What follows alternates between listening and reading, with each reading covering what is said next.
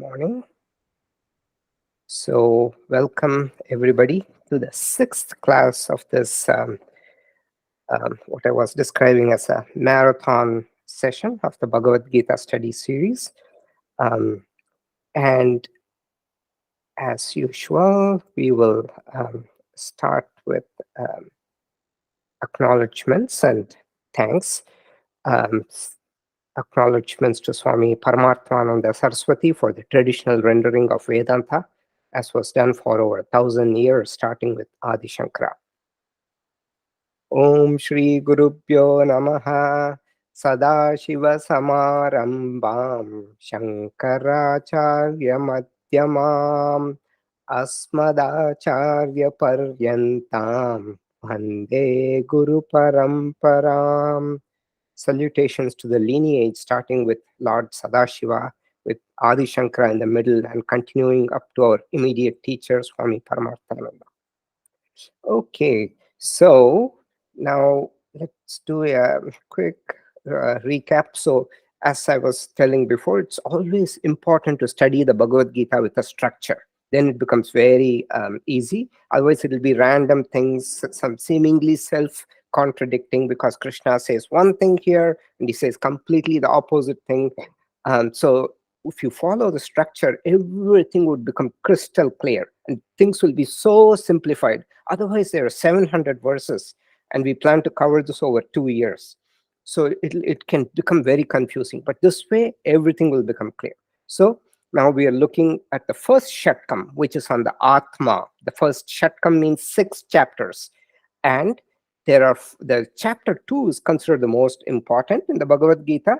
And it gives like a summary overview. And it has 4 parts. First, we saw Arjuna surrendering, and till then Krishna is not talking. So this is a very important thing in general about these scriptures. You do not force or try to convert or do such certain things. It's only when the person wants you give.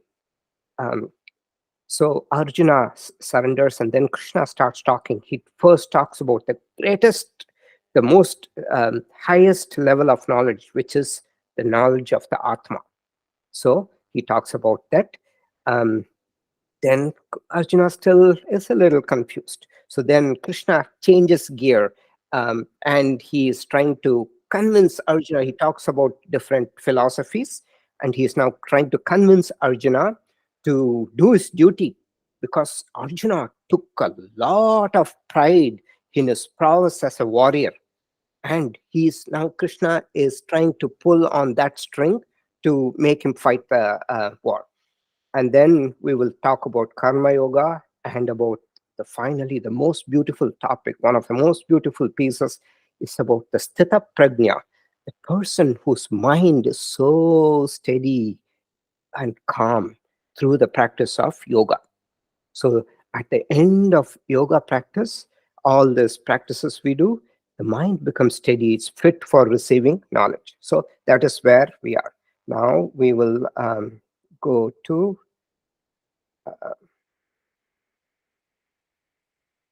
the portion.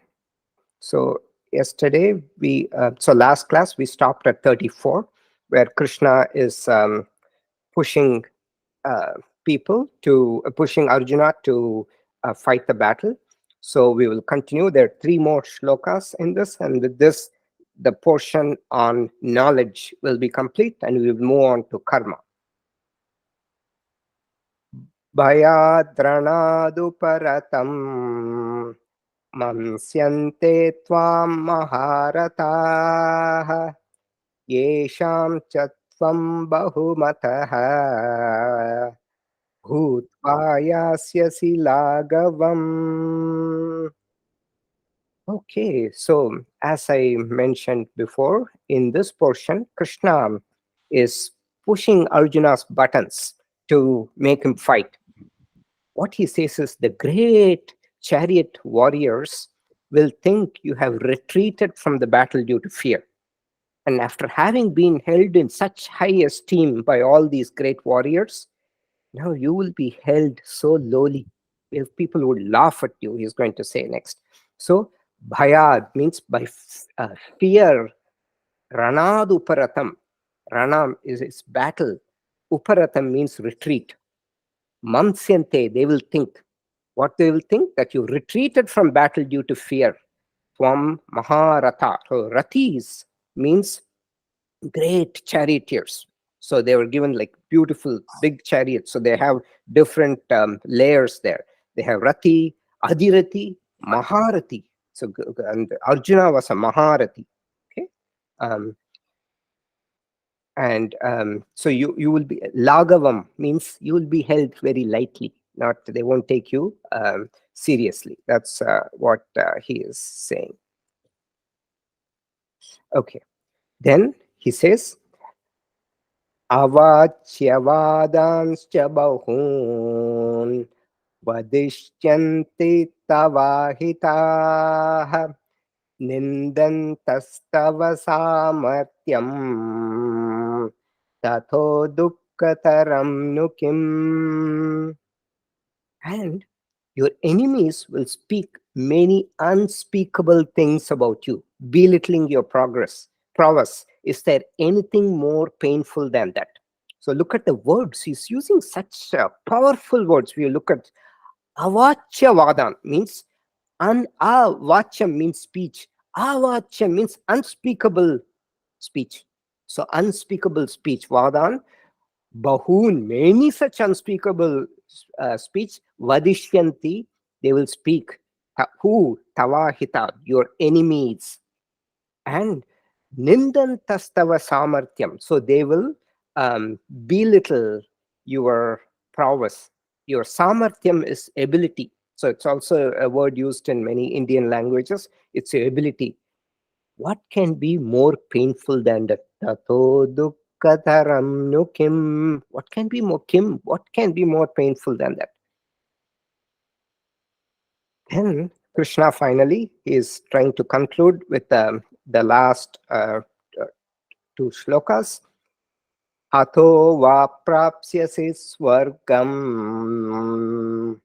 jitva va bhoksyase mahim tasmad uttishta kaunteya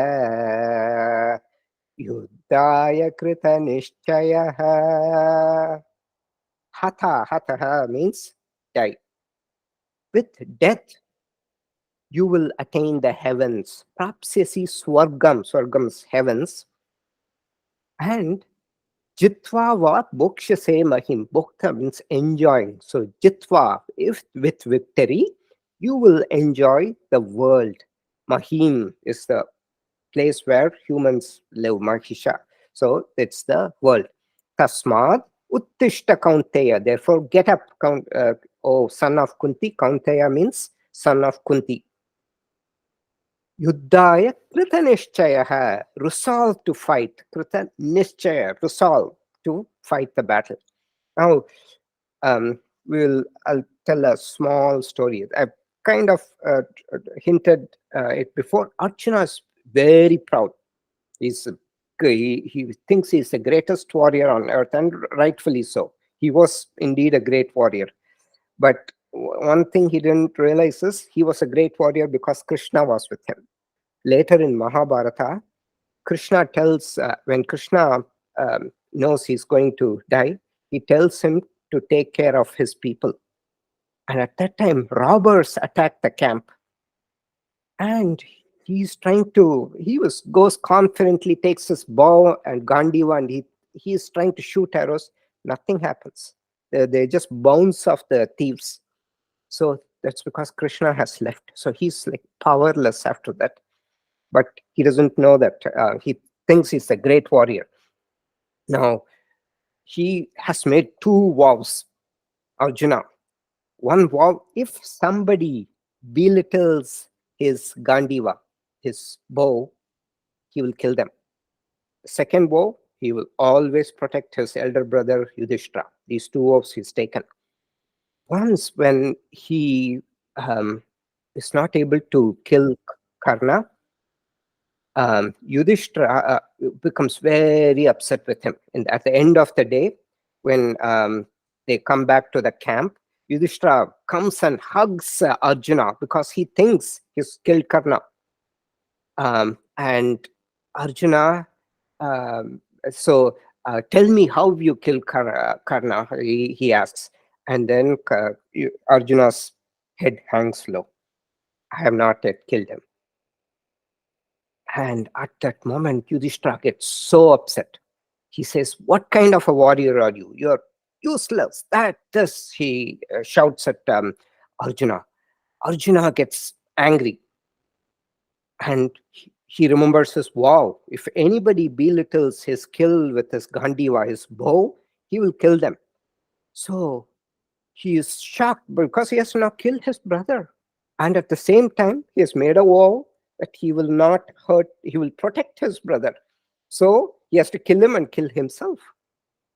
If anybody hurts his brother, he will kill them. And he is going to hurt his brother. And he is confused. And as always, Krishna comes to the rescue. So Krishna tells him, okay, now when you speak in a hurtful manner to a person, it's as bad as killing that person. Words are so powerful. So he makes Arjuna tell bad things about his brother, all that. So Arjuna is made to talk ill things about Yudhishthira, so it's as good as killing him. And what Krishna tells Arjuna, now speak glories about you, because self-glorification is as good as self-death, suicide. So he tell Arjuna, now speak your own glories. So Arjuna says his own glories, and now you're as good as dead. So both of this mission accomplished thanks to Krishna without any bloodshedding. So that is how proud Arjuna was of his skill. And that's why Krishna is trying to push his buttons to see if he will go fight. And even that is not working. Okay, by the way, now that everybody is here, so I gave a small quiz.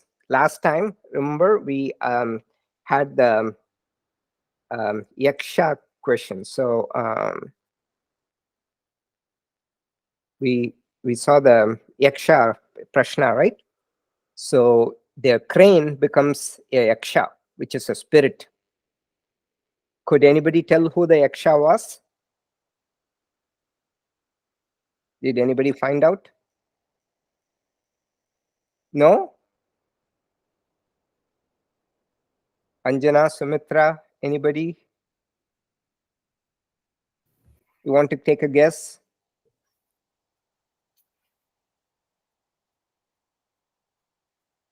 So who was Yudhishthira the son of?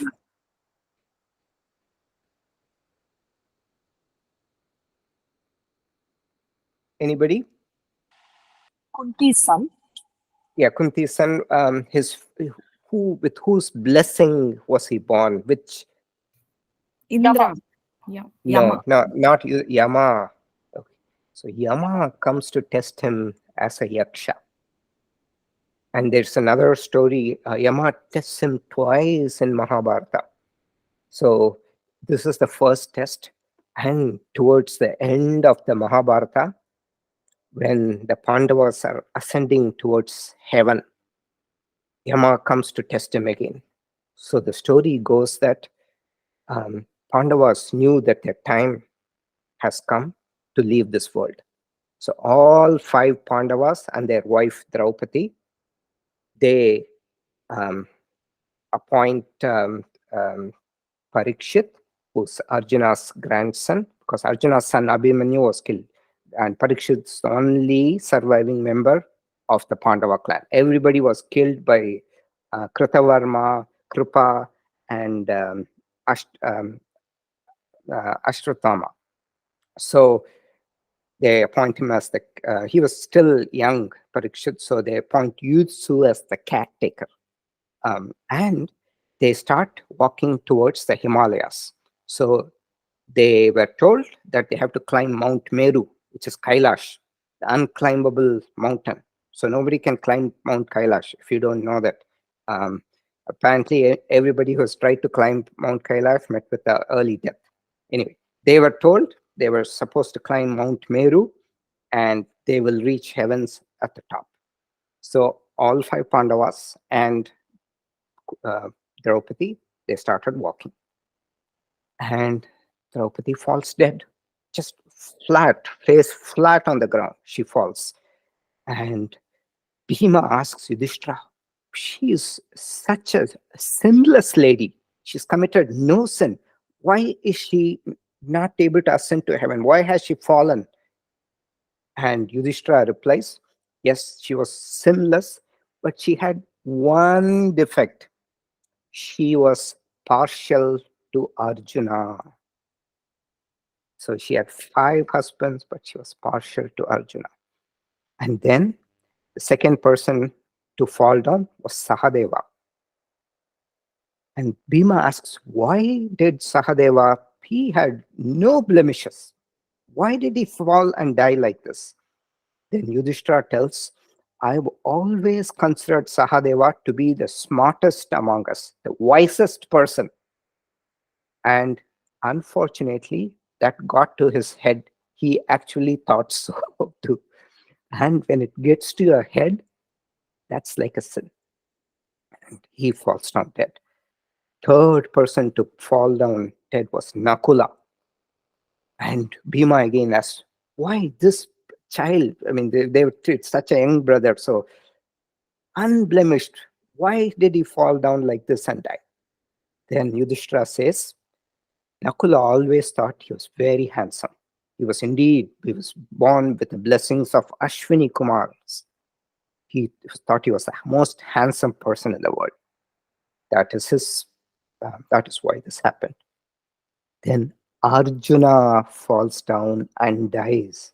Bhima asks, Arjuna, the greatest warrior, how come he meet with such a death like this?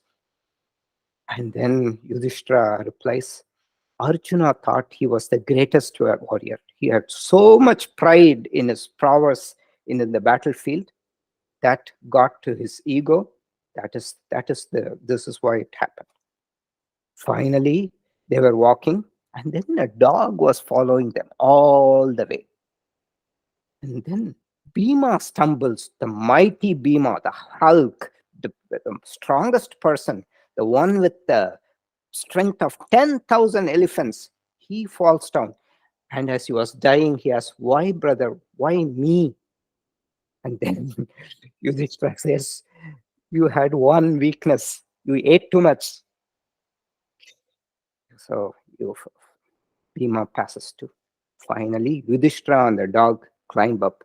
And at the top of Mount Meru, they see a golden chariot. And there is standing Indra, the lord of the gods. And then Indra tells Yudhishthira, only you can come. The dog is not allowed. There are no dogs allowed in heaven. Then Yudhishthira says, then I can't come.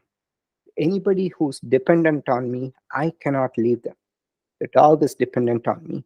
So either I come with the dog or I don't come. And then the dog shows its real form. It's Yama again. So Yama, the Lord of Justice. So that's with whose blessings Yudhishthira was born. So Yudhishthira is considered the son of Yama. Then Yama blesses him and says, you have the unique, among humans, you have the unique gift of being able to ascend to heaven in human form. So Yudhishthira goes to heaven in the chariot in human form. Okay, so that's the story. Anyway, now we will go back to proper Gita. Okay, where were we? Then Shloka 38. We did this.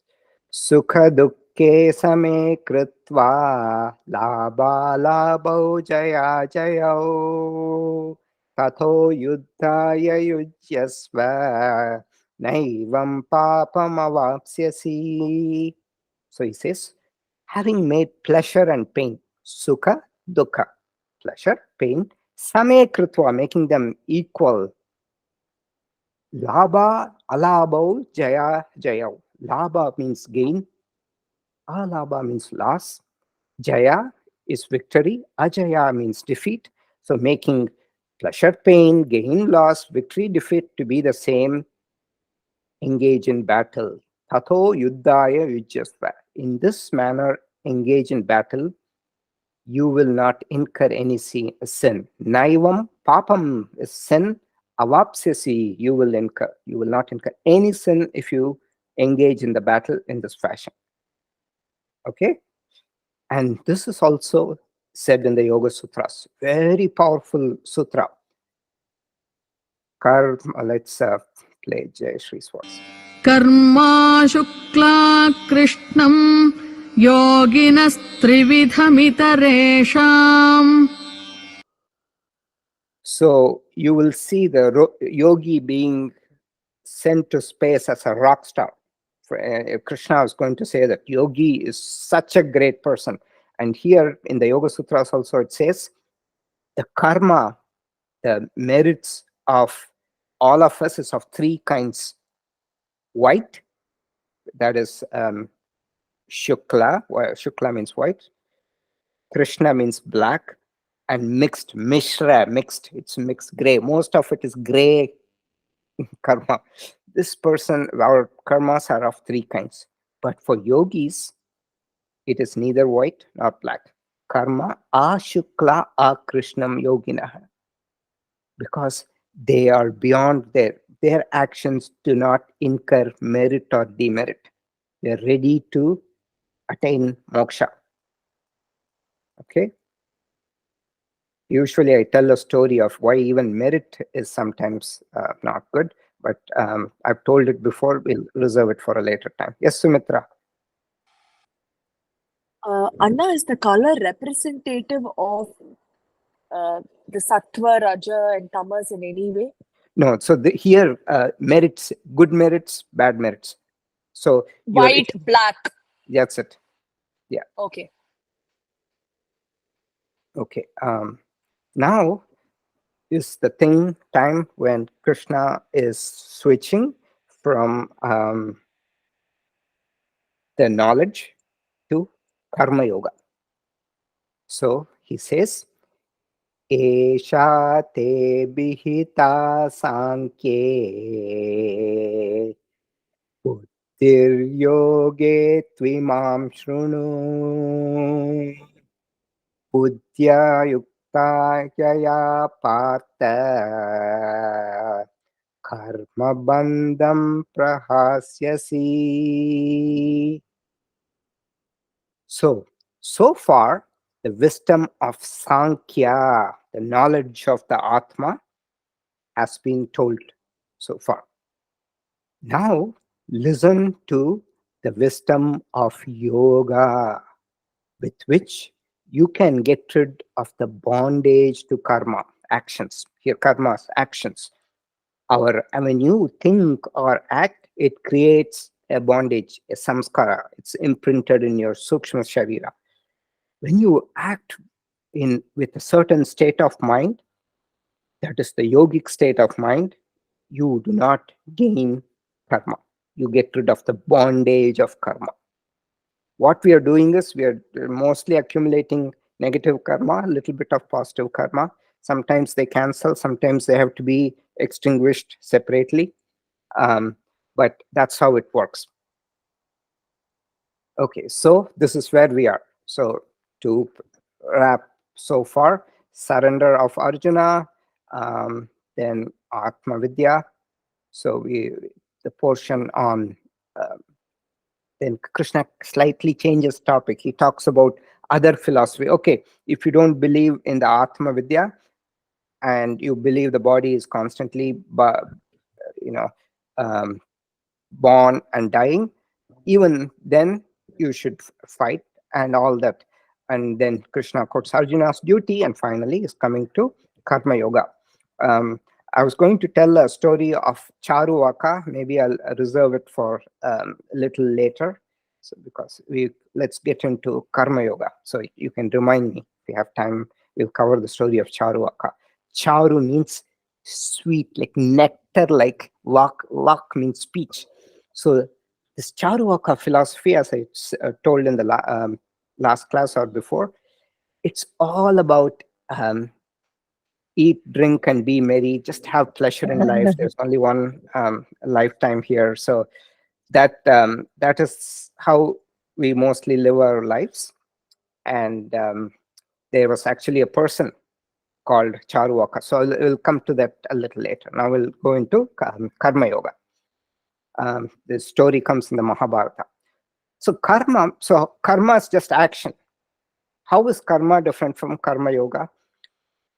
Actions done for self-purification with the right mindset becomes Karma Yoga. Otherwise, it's just karma. We all do karma actions, but with the right mindset, when done for self-purification, it becomes Karma Yoga. And I already asked the question, how many types of yogas are there?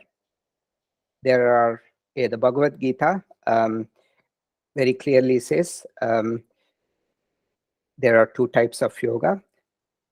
Jnana Yogena Sankhyanam Karma Yogena Yoginam. So the next chapter, the first, the third shloka, when Krishna starts talking, he says, Lokesmin dvivida nishta pura prokta maya naga. In the beginning of time, long back, the start of creation, I taught two types of lifestyles corresponding to Jnana Yoga and Karma Yoga. Both are needed. It's not like one is superior to the other, but it's like, we saw this, it's like elementary school and then going into high school. So without Karma Yoga, your mind is not settled to receive this subtle knowledge. So you need both, and it's only through Jnana Yoga, when you understand the difference between the Atma and the body, you will get liberation from the cycle of Punarjanma and the Punarmarana, birth and deaths. Okay? Any questions so far? And so this is a question that will come. Karma Yoga is such a vast of so many things for self-purification. What all constitute mental preparation for receiving this knowledge? Shankara quotes devotion, bhakti, it's very important, prayer, Ashtanga Yoga, all the 8 limbs of yoga, and which also includes samadhi. So samadhi is the highest level, culmination of yoga. And before that, we have to do a lot of these preparatory steps. Importance is for internal growth, not external accomplishment. That's the difference between a circus gymnastics and asana practice. In circus gymnastics, your form has to be perfect. In asana practice, it doesn't matter. It's the mind getting settled down which matters. Okay, this portion. So this is how I said chapter 2 is an introductory chapter for all the entire Bhagavad Gita. It's a summary chapter. And in the third chapter, it's exclusively dedicated to Karma Yoga. The chapter itself is called Karma Yoga. And then the fourth and the fifth, Krishna talks about Jnana Yoga. And in the sixth, he again comes, his full chapter is dedicated for meditation. So here, this is how this portion on Karma Yoga in chapter 2 is organized. Krishna, as usual, first, he glorifies Karma Yoga, just like a rock star glory for the yogi. And he then immediately says, who cannot become Karma Yogis? Difference between somebody who does actions for selfish things and somebody who does actions with a detached mindset. Karmi and a Karma Yogi. Karmi is just one who acts. Karma Yogi is one who acts with a certain mental attitude. Then he talks about qualities of a Karma Yogi and the right attitude. Then the very important part, Krishna gives 2 definitions of yoga here. I sent you a note, 3rd definition in the 6th chapter. And what happens when the mind is made ready to receive knowledge through yoga? Krishna beautifully describes. Okay, so that is how it is. Any questions so far? So now Krishna is going to glorify yoga. Neha Bikramanashosti Pratyavayo na vidyate Swalpamapyasya dharmasya Trayate mahato bhaya. This is a very important shloka. In fact, I should put a star here.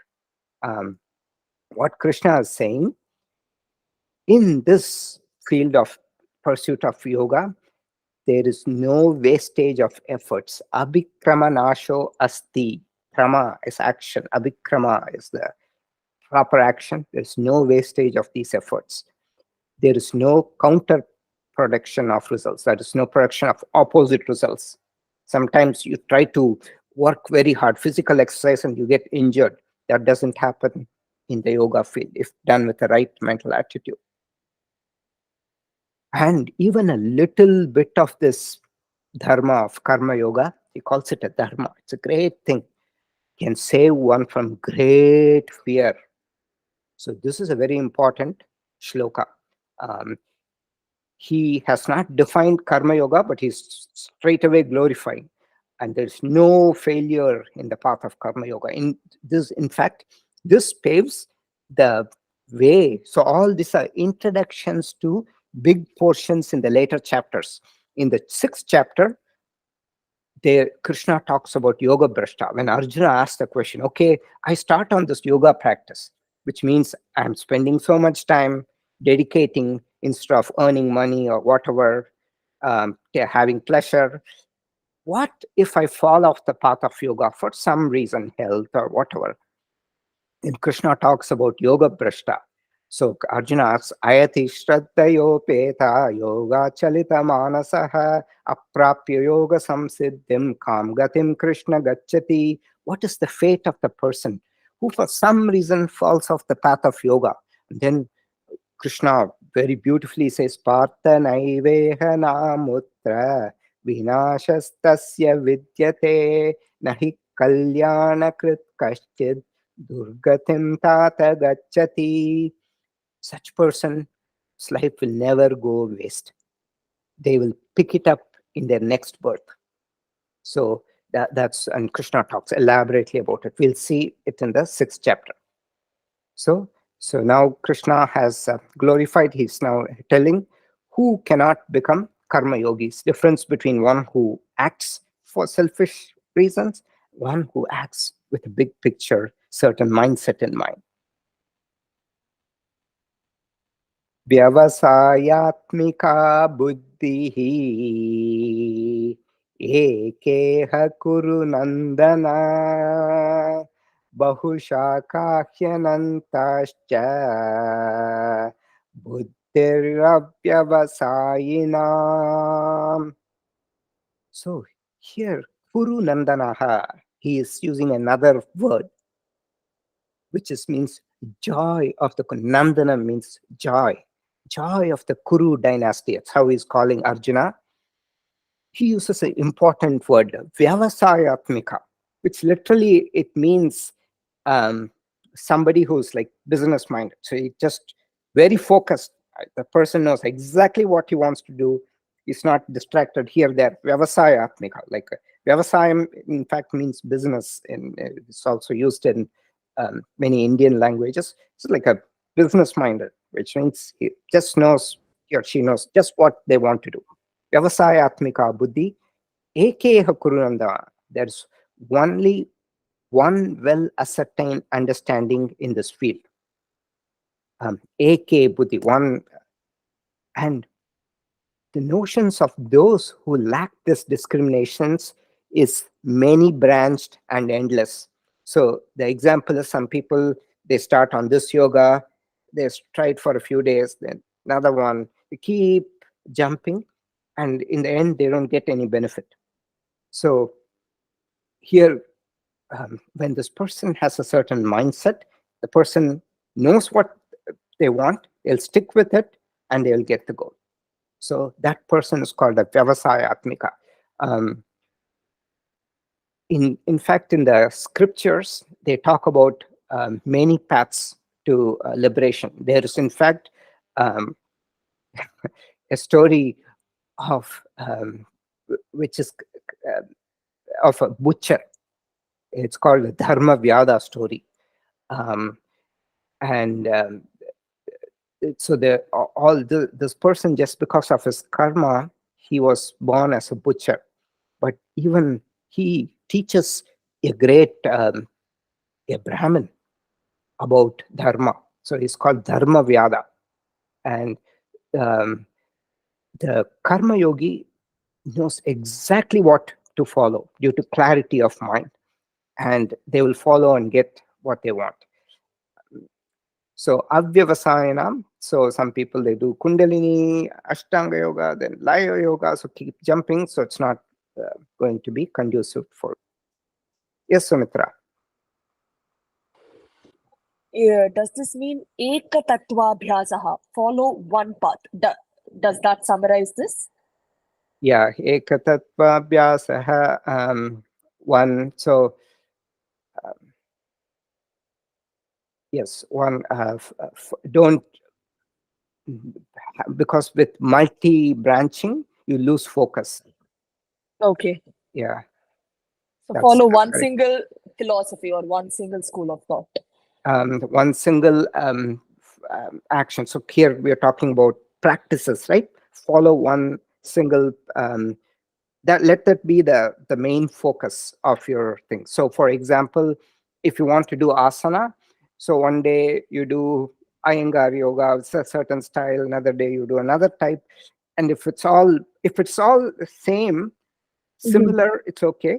But if it's kind of very different, it's just defocusing you. Confusing. Yeah. That's all Oh, he's saying. And okay. this word, it also represents the Vyavasaya Atmika as somebody who knows exactly what they want. Later, he will use the word Stita Prajna, Stita Di, all the words he will use. Steady wisdom. And it comes with practice. But Krishna Oh, says it's important to do this. Yes, Anjana.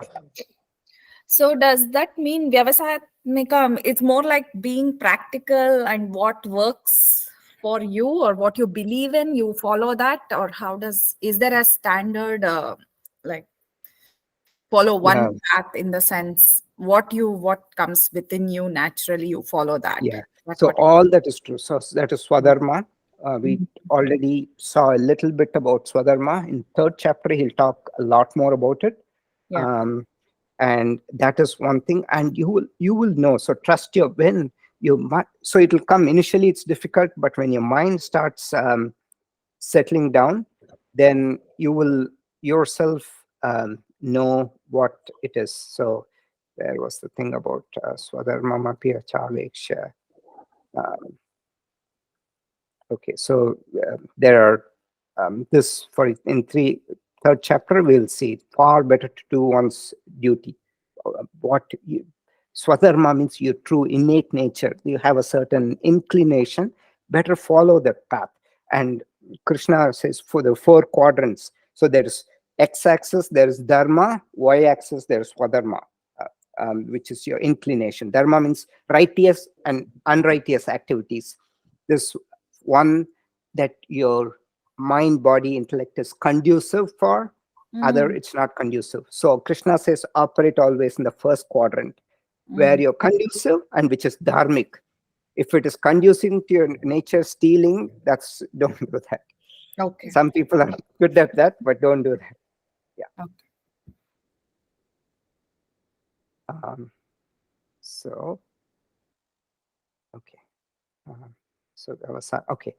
Now he says, now it's a part on who are not considered karma yogis. It's two beautiful slokas. So all these slokas from now will be very beautiful.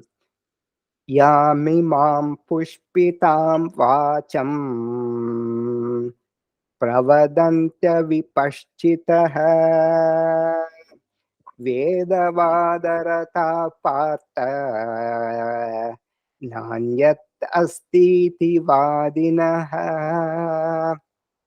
So this and the next shloka, they usually go together, so they're chanted together. Kamatmana swargaparaha janma karma palapradam kriya vishesha bahulam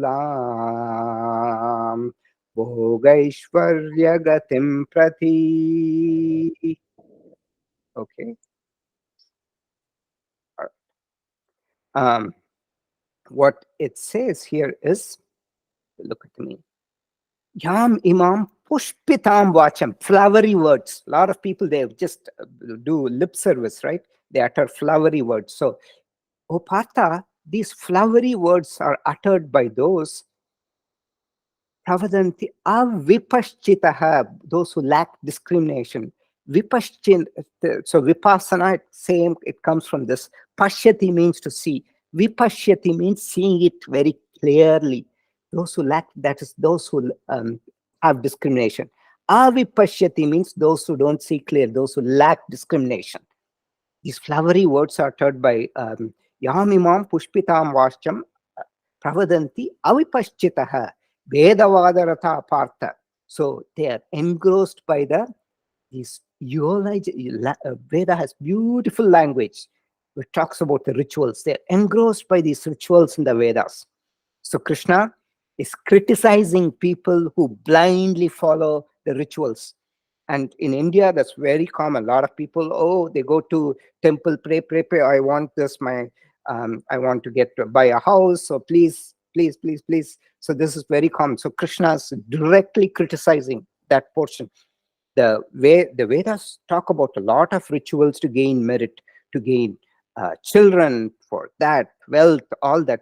But that should not be the main aim. The main aim is higher things. So Krishna is criticizing those people. They are engrossed by the rituals in the Vedas, and they say there's nothing higher than this. Na anyat asti iti vadinaha. They speak as though there's nothing higher than this. And what kind of mindset do they have? Kamatmanaha swargapara. So Krishna says, Kamatmanaha swargapara janma karma palapradam. They want to get better life. So this life has been difficult. So next time I want to get a better birth. They don't want to I still want to enjoy. I want to come back into this world to enjoy. They don't want to get liberation. So Krishna criticizes them. Kama are full of desires with heavens as the highest goal. Okay. They do special rituals and so that their actions may give them better births. Yoga Ishwarya. So Kriya Vishesha Bahulam, Bhoga Ishwarya Gatim Prati. Bhoga is enjoyment. Aishwarya means lordship. Ishvara. Aishwarya comes from that. It means lordship. So they want their next birth to be like a billionaire, so they can have lordship and have the greatest pleasures. So this is what people ask for. In fact, in the 9th chapter, Krishna compares all this to a snakes and ladder game. So they do all these rituals and they may get benefit. So they may go to heaven, stay for 1,000, but after the merits get over, it's like a snake in the snakes and ladder, right? From 99 all the way to like that. Te tam bhuktva swargalokam vishalam shine punye matyalokam vishanti evam trayi dharmam anuprapanna gatagatam kama kama labante. Gathagatam. So after it's over, down. So Tetam Bhuktva Swargalokam Vishalam. Krishna describes Swarga, heavens. Heavens is just a temporary, it's like a different word according to the Vedas. Vishalam, grand. So it's not like 5-lane highways. It's like 100-lane highways. Everything is vast, Vishalam, great things. Everything is in a grand scale. And Etam Bhuktva Swargalokam Vishalam Shine Punya, after that merits gets exhausted. Martyalokam Vishanti. Martyalokam is what? The place where you die. Earth. They enter earth. Evam trayi dharmam anuprapanna gata gatam kama kama labante. So gata gatam, come and go, sister. This is their lot. So Krishna, uh, so all these things he repeats Krishna in different forms. So this ninth, this comes in a trishtuk meter, which means it's sensational. Krishna uses that meter. Okay. So they are just engrossed in this blind rituals, eulogizing language, kriya vishesha bahulam, exuberant with the various special rituals, and they do for the sake of attainment of power and pleasure. Okay. And then Krishna continues, Bhogaishvarya prasaktanam taya pahrita chetasam vyavasayatmika buddhihi samadau na vidiyate. So he says, for those Bhoga Aishwarya prasaktanam. So asakta means unattached. You will see these words throughout the Gita. So it's worth noting. Asakta means unattached.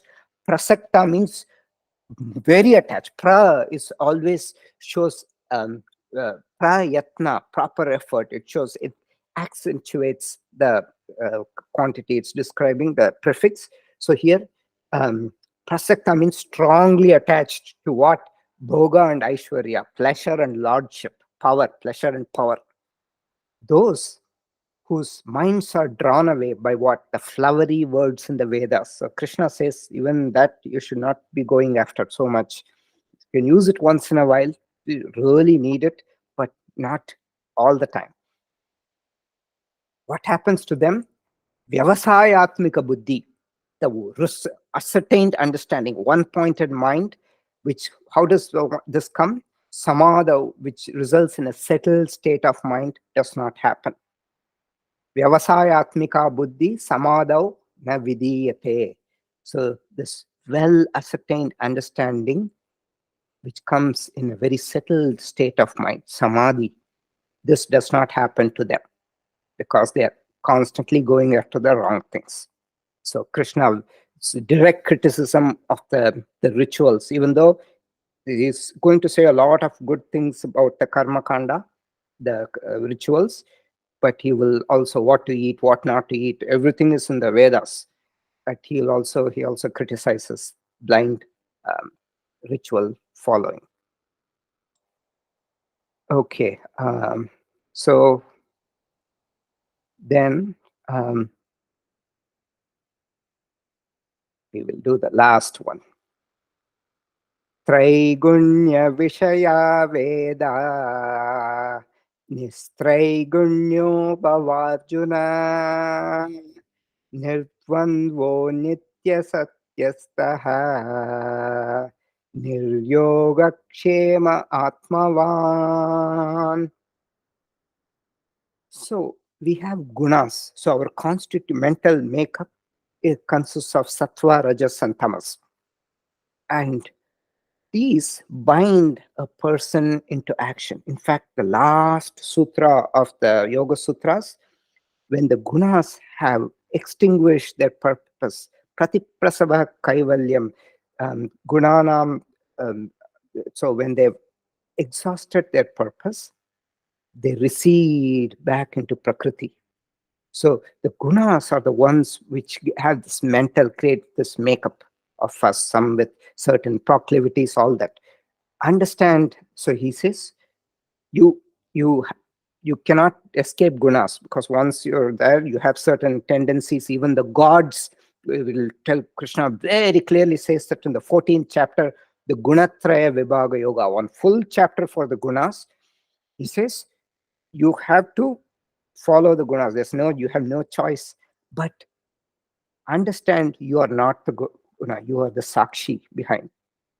So nistraigunyo bhavarjuna, act with the understanding that even though you have some tendencies, you are not the doer. And free from the anxieties of acquiring and preserving, yoga kshemam. Yogam means uniting, that is acquiring. Kshemam means preserving. So this yoga kshemam is a word that's used by a lot of insurance companies. In India also, yoga kshemam vahamyaham, the Life Insurance Corporation of India, this is their title, motto. So preserving, acquiring and preserving. So we feel from the free from the anxieties of acquiring and preserving, become a master. Nitya sattva, being always established in sattva. And here before that he says, even be free from sattva. Sometimes even sattva can be a bondage. I'll tell you how when we come to the 14th chapter. Krishna gives clear examples. Even sattva, which is much greater than rajas and tamas, that can also bond a person. So be free from that. Okay, so any questions so far? So we will stop. Let me stop the recording and then we can chant.